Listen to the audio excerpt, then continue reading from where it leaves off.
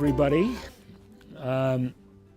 This is Puppy Dog Tales, and we call it Puppy Dog Tales because of Millie, who's a puppy dog. She's not actually a puppy dog. She's a grown-up dog. Let's see, how old is Millie now? Millie is 9 years old, which makes her really almost 9 years old, which makes her a real grown-up dog. So she's not a puppy dog. But she likes to hear stories, and especially stories about dogs, but she'll go for almost any kind of story. And so we're here at a preschool. This is the preschool at Kendall, and this is some of the kids who've come to hear the puppy dog tales. Because we're going to tell stories that would be interesting to dogs, but also hopefully to children too. Okay, so the first person who's going to tell us a story is Jeannie Robbins. My name is Jeannie, but spelled G-E-N-I-E, because I had a very long name that nobody could say. That was Eugenia. And I love puppy dogs, but I love all sorts of animals, and I think most of us do. Do you like all sorts of animals? Yeah! All right. Yeah! And one of the things that I've always wondered about of course, I'm a quite old lady compared to any of you children, and I always wondered how they learned the rules I made for them. Children have rules, pets have rules. Pets teach each other rules sometimes. And it's really very interesting, but one of the things that I always wanted to know was, how can animals talk to each other? We can't understand what they're saying all the time. And I was always surprised that my dog and cat and bird, a goldfinch, were all friends. And everybody else said, oh, they're supposed to eat each other up. Do you think they're supposed to eat up their friends? No. But they knew better than people. They could make friends with each other. And at one point, one of my animals, who was a cat, was hurt at night by a wildcat. And when I took her it was very sad. And her name was Sassafras. And when I took her to the veterinarian, he said, oh, yes, she has a broken bone. We have to keep her locked up in a cage for a month. And then she can move upstairs. And so I locked her up, and the poor cat howled in her cage, and I fed her every day. But she got better, and the howls got less noisy. And pretty soon, I decided I could move her upstairs. But I had made a rule. Do your parents make rules, and do you have rules at school that you have to obey? You have to listen to your teachers and be nice. Yeah. And you have to play safely and pee in our classroom. Yeah, well, everybody has rules. And I had made a rule with a great big dog, who was my Millie, that she couldn't wake me up in the morning until my eyes were open. And she was a good girl. Once she learned the rules, she never did. Good Dido was her name. And so when the month was off and I could take the cat, Sassafras, upstairs, I thought, well, I don't want to have him take a chance and hurt himself jumping. So I let him sleep at the bottom of my bed, and he didn't have to jump up and down at all. And 3 days later, what do you think happened? Did you wake up? Well, at 4 o'clock in the morning, which is a little early for old ladies like me to wake up, at 4 o'clock in the morning, the dog came and licked my face and woke me up. And I was about to get cross at her, but Sassafras said, meow, meow. He had awakened, he had awakened me by retracting his, but by taking in his claws, cats can do that, and raising my eyelid so that the dog could come and see my eyes open. So she wasn't breaking my rule. How did they talk to each other so soon, so quickly? But I loved them both forever, and they stayed friends. And every time I went for a walk, I had a dog and a cat and a little goldfinch swimming, flying around my head, and they all were friends. And I thought, well, animals maybe are even more intelligent than people, because it took me a long time to figure out what was going on. And that's my story of how they communicate with each other. I never really found out, but they certainly do. You know, kids, sometimes when, like in the morning, when we get up, Millie comes over to the bed, first on my wife's side of the bed, and my wife pets her, and then she comes over to my side of the bed, and then she kind of goes to sleep because it's very early in the morning. And then I say to my wife, well, I got to get going because I got to take Millie for a walk, and that's all I say. And then Millie gets up, comes over to my side of the bed, tail wagging, boom, boom, boom, boom, boom, ready to go for a walk. And she knows I'm talking about her, so she's a little embarrassed, but that's the way it goes. Okay, now let's get started again, and we're going to introduce Don Kivel. Cavell. I thought that I got it wrong. Okay, Kivel.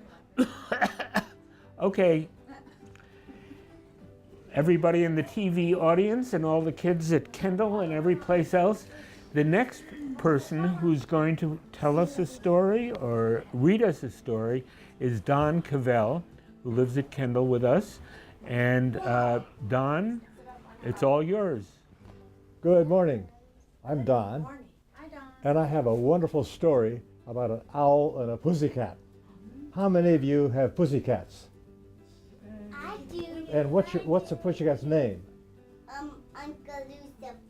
Uncle Lucifer. Oh, okay, all right. And another pussycat name? What's your cat's name? What? Maggie and Paisley. Maggie and Paisley. That's wonderful. What's her- Wonderful, wonderful. Tazzy cat. Oh, tabby cat. Lovely, lovely. Does anybody have an owl? I have. I don't think so. I have them. Is that right? All right. I have. Okay, all right. Well, I've got a story about an owl and a pussycat and their relationship as they went to sea together. Oh, what is your name? The pussycat's name. I don't have a buzz cat. I have a regular cat. And his name is Obi-Wan Kenobi. He's afraid of dogs, so we put him in the house. Good. He's afraid of anything in the world that can scare him. And Excellent. like other dogs and a fisherman or a dog or a wolf or anything or that, because I know that he's scared of him. Okay, And sometimes all right. he's scratching me. Well, Listen to Don's story. now listen to this story. This is a very good story. The owl and the pussycat went to sea in a beautiful pea green boat. They took some honey and plenty of money wrapped up in a 5-pound note. The owl looked up at the stars above as he sang to a small guitar. And let's play the car like this, okay? Oh, lovely pussy, oh pussy, my love, what a wonderful pussy you are. What a wonderful pussy you are. And the pussy replied, oh, you elegant fowl, how charmingly sweet you sing. Let us be married. Too long we have tarried. But what should we do for a ring? What should we do for a ring?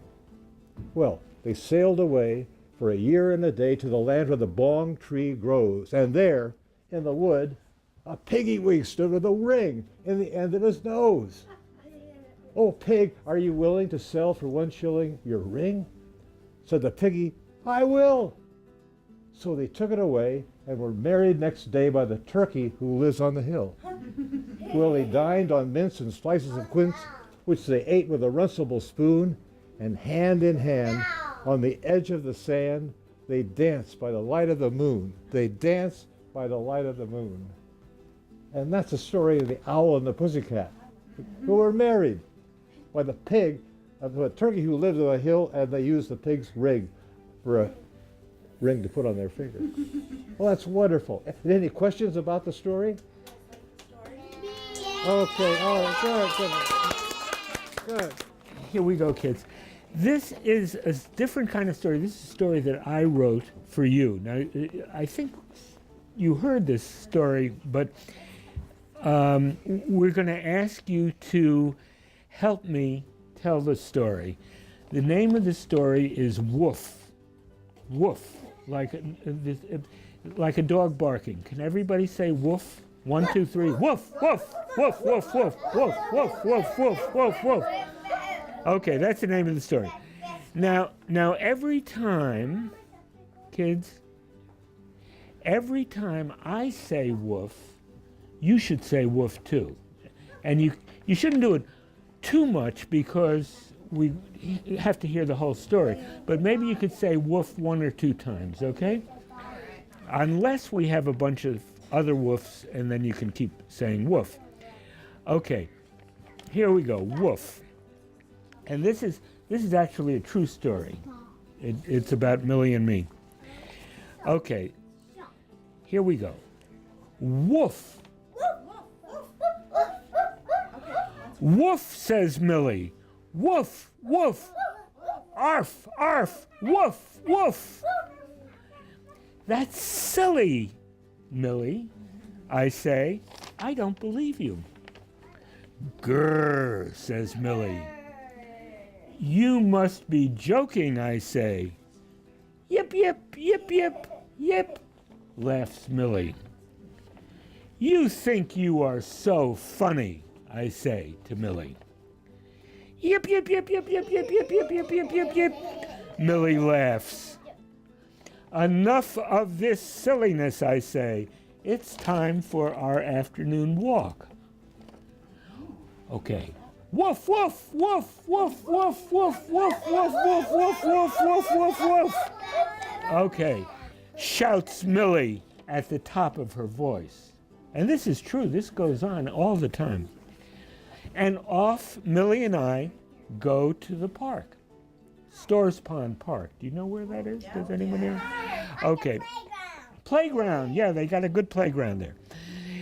Millie sits in the back seat of the car and looks out the window as we drive.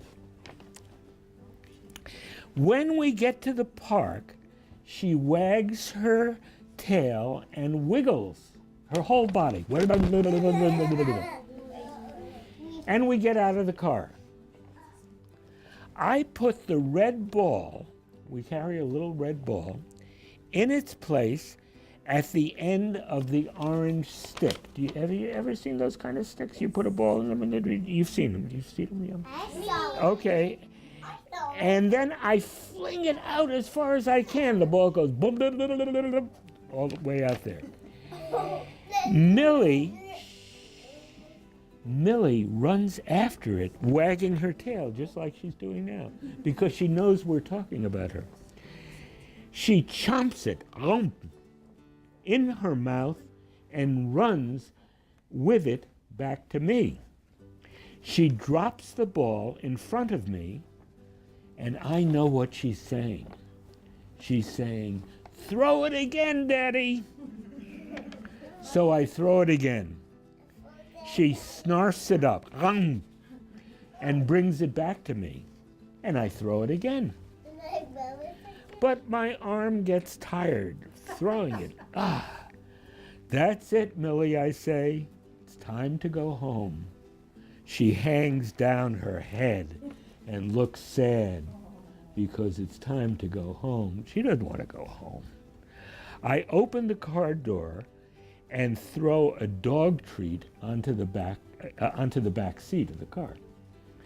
Millie runs in, lies down, and chomps on the treat on the seat.